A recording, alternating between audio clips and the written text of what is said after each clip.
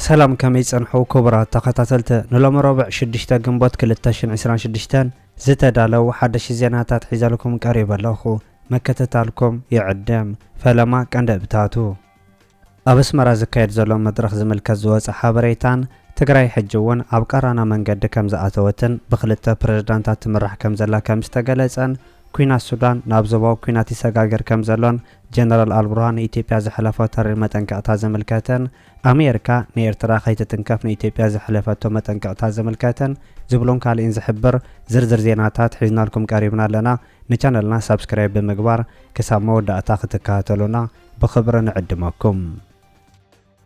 إيران مس أمريكا فتحون كل مدى سمع كتجبر كم تدل جاليسا إيران مس أمريكا بتجبر در كفتحون كل مدى سمع زن أسنجر كم زي تقبل اتمني سروس أقول دايزوس وحبريتها جاليسو دونالد ترامب بسولس مستيران زكاة زلوزته عب معوالي جبر كم زلو جاليسو نيرو أبيجين زركب مني سروس أقول داي أباس أرجعتي أبت در حقا مسألتنا ربحاتنا نمكل خال زكاة لنا كله كن جبرينا قبل تزاريبو أباس أرجعت مسب سلطان شاينا دحر زكاة وزته فتحون كل مدى سمع تراي كم زقبل زجلس أخوينو أرجعت ترامب نتام تصاب حرمز ركبا مراخب ندارن معجاب زكاة وفرم الزامو زجلس ونجاري لان مصاب حرمز كاب 20 حد لكاتيت كلتشن 10 شمنتان باقواز راجز كوينات كلتين هاجرات كاب جمرنا دحر نمراقب تعاطي كم زلا يذكر إذا خمسي لنكالا مني سروس أقول إيران مس مني سروس أقول تشاينا أو بيجين كم استراقبة تجليسو مني سروس أقول تشاينا وانجيو لام رابع مس مني سروس أقول إيران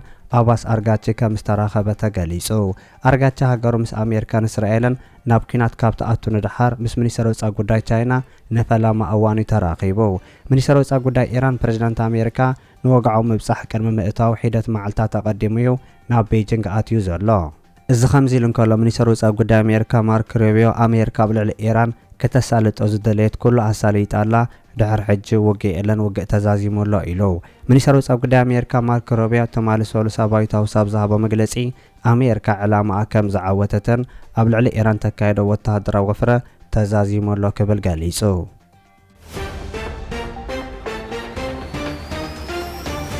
كوينات السودان نابزبا وكوينات يساقاقر كم زلو تقاليسو اب سودان كم عبل صنحو وقع حرحد ابز غزي نابزبا وكوينات يساقاقر كم زلو ميدياتات تاقر يقلصا كام اكلا ايتيبيا استبقسا درونات ابل علوانا كتما كارتو متقعتا دحر مفصامن وقع السودان ناب حدش كونتات مئتاون زحبر كخاون انكالو سودان ابل علوانا كتما ايتيبيا تمساسال دبدبات ناي مكياد مسل حيزا كم زلاون اتن ميدياتات يحبرو ايتيبيا ابقونا الرئيسي بمخوان ناي سرايت منجس السودان حيلتات مهرام تسميدا خمزلا كحبر صنح منجتا السودان ابز غزي ايتيبيا نتحاجز حليفه ابتوكينات بقتا تساتيفا كمزلا افليتو مالو ناي ايتيبيا صبصابات كم زحبرو دما اتن ناي سراي السودان مجلسات كاب حق زرحاق مخوانو كغلصون كلو اتن درونات ناي ارئيسف مخوانن ገሊጾም አለው አመንጎና አርኤስኤፍ መራህ ሐምዳን ዳግሎን ናይ ኢመሬት መንግስትን ዝተኻየደ ርክባት ነቲ ደብዳባት ከም ዘሰዓቦ ዝሕብሩ ምንጭታት በወገኖም እተን ድሮናት ናይ ኢትዮጵያ ከም ዘይኮናን ናይ አርኤስኤፍ ምዃነን ገሊጾም ዝተፈላለዩ አህጉራውያን ትካላትን ሃገራትን ነቲ ኣብ ልዕሊ ዋና ከተማ ካርቱም ዝተኻየደ መጥቃዕቲ በቐጥታ ዝኾነና ኮይነን ሕብረት ኤውሮጳ ነተርእዮ ናይ ዞባዊ ኩናት ኣፍ ደገ ክብል ከም ዝገለጾን ብህፁፅ ክቋረፅ ዝግባእ ምዃኑውን አጠንቂቆ ኣሎ ኣብ ወግዕ ሕድሕድ ሱዳን ቀንዲ ሳዕቤን ምዃና ትግለጽ ኣሜሪካውን ብወገና ነቲ ኩነታ ስቓይ ህዝቢ ሱዳን ዘናውሕ ምዃኑ ብምግላጽ ክትኩንኖን ከላ ናብ ዞባዊ ግጭት ከይላባዓን ካብ ቁፅር ወፃእ ከይከውን ዘለዋ ስክፍታ كم استزاربت وانت قاليسو إذا خمزي لنكالو أب سودان تقابيرو بسترفنو تاقه 25 سبات ممواتهم كالو تحامسان كالتاون كم زقوصالو تحبيرو اتو قدعات 35 هزانا زي تقارل مخوانوان زحبرو منشتات اتحادقاتات تمزابلتنا من برخبابي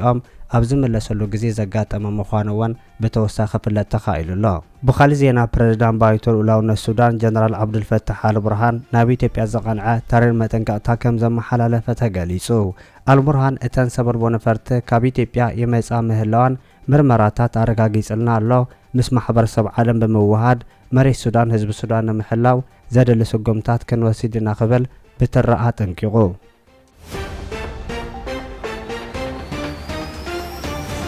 ኣብ ኣስመራ በዓል ናጽነት ምኽንያት ብምግባር ዝተፈላለዩ መደባት ይዳሎ ከም ዘሎ ተገሊጹ።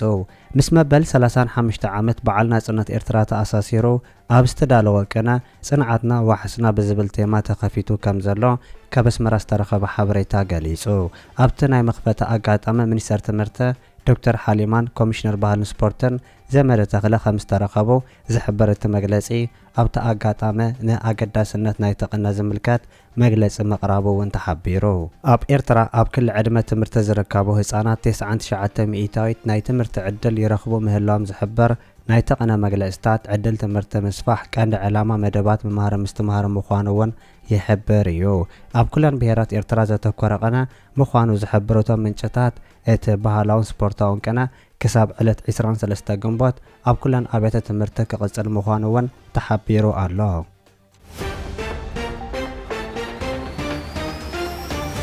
ኣሜሪካ ንእገዳ ኤርትራ ከተልዕሎም ምዃናት ሮይተርስ ትማሊ ሒዝዎ ዝወፀ ሓበሬታ ንብዙሓት የዘራርብ ከም ዘሎ ተገሊጹ። ኣሜሪካ ንእገዳ ኤርትራ ከተልዕሎም ምዃና ሮይተርስ ዝረኣዮ ናይ ውሽጢ ሰነድ መንግስቲ ኣሜሪካ ዝሓበረ ኮይኑ እቲ ውሳነ ምስቲ እታ ሃገር ኣብ ቀይሕ ባሕሪ ዘለዋ እስትራቴጂካዊ ኣቀማምጣ ዝተሓዝ ምዃኑ ተንተንቲ ይገልጹ። እዚ ጉምቲ እዚ ኣሜሪካ ምስ ኤርትራ ዘለዋ ርክብ ንምምሕያሽ ዝዓለመ ኮይኑ ኤርትራ ኣብ ስግር ስዑድ ዓረብ ነዊሕ ገምገም ባሕሪ ዘለዋ ሃገር ብምዃና ኣገዳሲት ይገብራ። ብተወሳኺ እውን ጎረቤት ሃገር ኢትዮጵያ ምስቲ እታ ናይ ነዊሕ እዋን መራፅምታ ዝኾነት ኤርትራ ናብ ውግእ ከይተኣቱ መልእኽቲ ንምትሕልላፍ ዝዓለመ ምዃኑ ተንተንቲ ይገልጹ።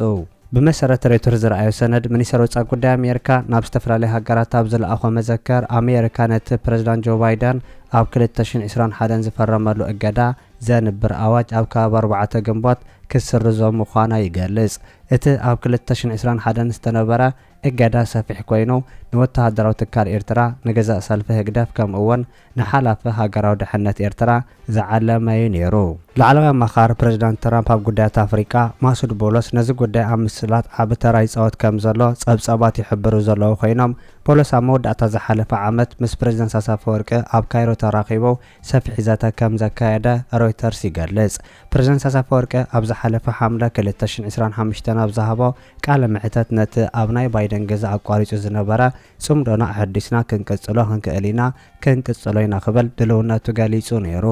እቲ ምስ ኣሜሪካ ዝግበር ጽምዶ ድሕሪ 2026 ክጅመር ምዃኑ እውን ጠቂሱ። ዞባውያን ዲፕሎማሰኛታት ከም ዝገልጽዎ እዚ ኣሜሪካ ክትወስዶ እዩ ዝበሃል ዘሎ ስጉምቲ ዋሽንግተን እቲ ኢትዮጵያ ብሓይሊ ኣፍ ደገ ባሕሪ ንምርካብ ተሪኦ ዘላ ድሌት ከም ዘይትድገፍ ዘምልክት መልእኽቲ ከም ዝኾነ ይገልጹ። እቲ ሮይተርስ ተመልከቶ ሰነድ መንግስቲ ኣሜሪካ ብሓይሊ ኣፍ ደገ ባሕሪ ንምርካብ ዝግበር ዝኾነ ፈተነ ከም ንቃወም ንኢትዮጵያውያን ብተደጋጋሚ ገሊጽና ኣሎም ኣለና ይብል።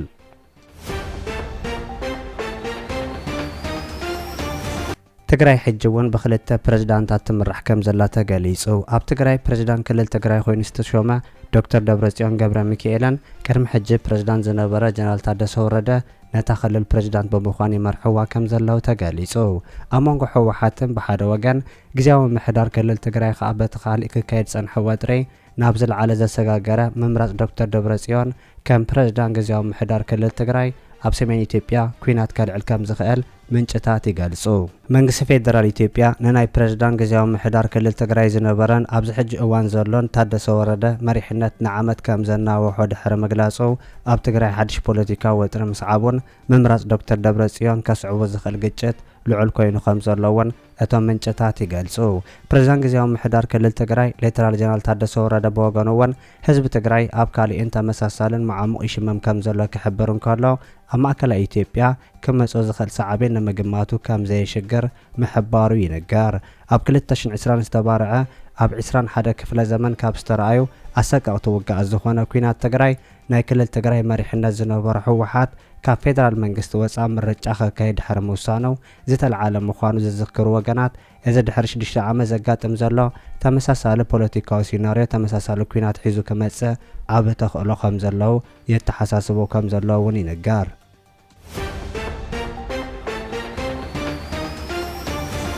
ክቡራት ተኸታተልቲ ንሎም ዝተዳለወ ዜና ነዚ ይመስል። ኣብ ዝቕጽሉ ዝፍነው ዜናታት በቐዳምነት ክበጽሐኩም ሳብስክራይብ ዘይገበርኩም ሳብስክራይብ ንኽትገብሩ ብኸብሪ ንዕድመኩም።